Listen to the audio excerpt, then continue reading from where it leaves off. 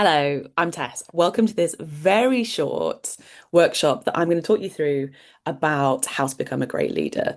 So, without further ado, let's just get straight into it. So, the context is that you've probably been promoted because you're great at what you do. You've been doing all the right things, you've got the recognition you deserve. You've now stepped into your first leadership position or a senior manager role, and you see yourself as a leader, but others don't yet. You might suddenly feel imposter syndrome or really out of your depth as you sit at a new table. And the problem, very simply, we don't mess about here. We're going to get to this really quickly, is that what got you here won't get you there. So, in order to feel like a leader, in order to become a great leader, you need to do something different. And this is what this looks like. So, I believe that there are three workplace to career transitions that we go through. The first one, we start doing the work. We become a worker. This is really early in our career. This is all about a growth in capability. As we grow in knowledge and skill sets, we grow within the company, the area, the industry. We get to know who we are, what we're doing, what we're good at. Then we look at becoming a manager. We step into management. This is where we manage people.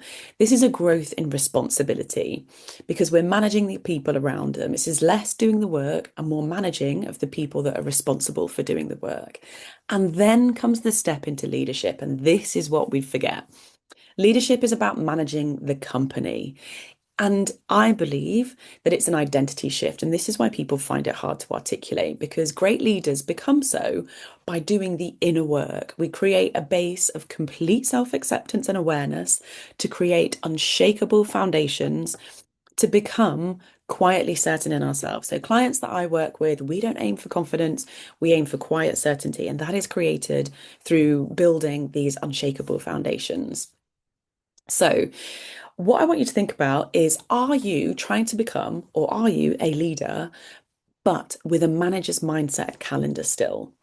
And one of the best ways that we can look at this is by looking at this quick diagnostic of where you are right now. And the reason that we start with this is that when I was in your position, nobody told me what I needed to do. And it felt like the ones that knew and were already at the top were kind of gatekeeping this information because they didn't want others to do what they've done, or they didn't know how to articulate what the move from manager to leader was.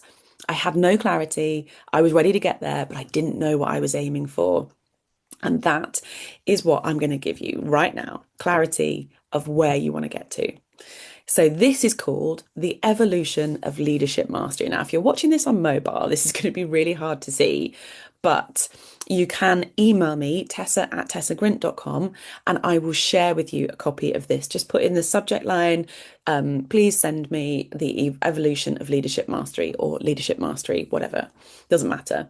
If you're watching this on a laptop or on a bigger screen, scan the QR code. That will send me an email to get you a copy of this. And what I want you to do is working across each of these areas, I want you to select the word or phrase in the box that most sounds like where you spend the majority of your time. And I want you to mark where you spend the majority of your time because when I work with people, when I work with individuals, they tell me that they are a leader, they tell me that they are doing these things. And then I put this in front of them and I give them actual clarity of what they need to be doing, of how they need to show up, of things that they need to kind of how they need to walk, talk, act, behave. And actually, what we find is most of them spend most of their time in the manager space. So this goes through key areas of and talks about what you should be showing in each of these areas. So obviously, as a leader, we want to be setting the vision. We need to be focusing on people. We need to be focusing on strategy, bigger picture. We need to see the whole. We need to ask questions like how and why. We need to think much longer into the future than anyone has ever told you to before. We need to create space to solve problems with creative solutions through focusing on where the value is. We want to question things. We want to be proactive. We want to think long term. We want to spend our time in this space of thinking. And importantly, that thinking needs to be thinking like the owner of the business, beyond the current confines of the business. We want to be asking for expert advice. We want to feel empowered. We want to take and allocate ownership. We want to embrace and work within our strengths. And even more importantly, we want to build teams around our weaknesses. So, this, like I said at the beginning, is one of the ways that we create these unshakable foundations. We want to work on the types of work that have impact. We want to make and influence quick decisions, and we want to embrace and actively drive change. So, my advice to you is scan the QR code or drop me an email to get a copy of this and mark yourself on here where you are. Or if you didn't want to do that, you could just pause this right now and mark through where you are. And then I want you to think about these two questions. So, first of all, how much, on the basis of what I've just shared with you here, how much of your week is spent thinking, being, behaving, and acting like a leader? How much of your time do you spend in this column just here? Because if it's not the majority of your time, if it's not the vast, vast, vast majority of your time, you won't feel like a leader and you won't be thought of and seen as a leader. And this is one of the mistakes that we make, which is basically we get promoted for doing a great job. And because we have been recognized for doing that job, we continue to do that job. And that is the biggest mistake that we make.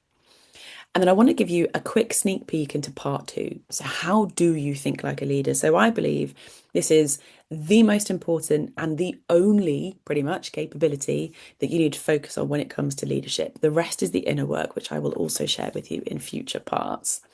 So, how do you think like a leader? Leaders think like owners. That is the biggest thing. The biggest takeaway from this is imagine that you own the business that you're sitting in and that you're part of. If you were the owner of this business, what would you do differently? And the last thing, the last sneak peek I'm going to give you is owners care about the 4 R's: revenue, retention, risk, reputation. So, revenue is obviously all about money. Particularly, we also want to know about profit. If it's not a profitable business, it's not going to grow. This is all about growth. Retention, this is about people. Are they staying? Are they happy? Are they thriving? Are they productive? Are they, are you seeing your teammates having lots of sick days? All this kind of thing. Retention, this is all about people. Risk, are you taking too much or are you taking too little? This is always a really fine balance between putting yourself out there, trying new things versus not doing enough. And lastly, reputation. This is what the world thinks of the company and the brand. And what you will find is that your company goals, your company objectives, your company OKRs, whatever you call them, they will always align with one of these things. For example, there's always usually a growth goal. There's usually something about the happiness of the people. Sometimes, depending on the industry you work in, there'll be something about risk. And there might be something about sustainability and things like that these days that would fit under things like reputation. So owners care about the 4 R's.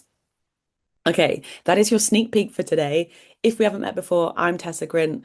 I'm a leadership architect, which means we don't just coach people, we don't just coach leaders, we engineer them one system at a time. I've got 20 years experience in marketing and leadership development across real estate, fintech, finance, and tech. And if you want to step into your next level, drop me a message or let me know if you're interested in part two, and I will share that with you. This isn't just another leadership model. This is a new era that we're bringing into here.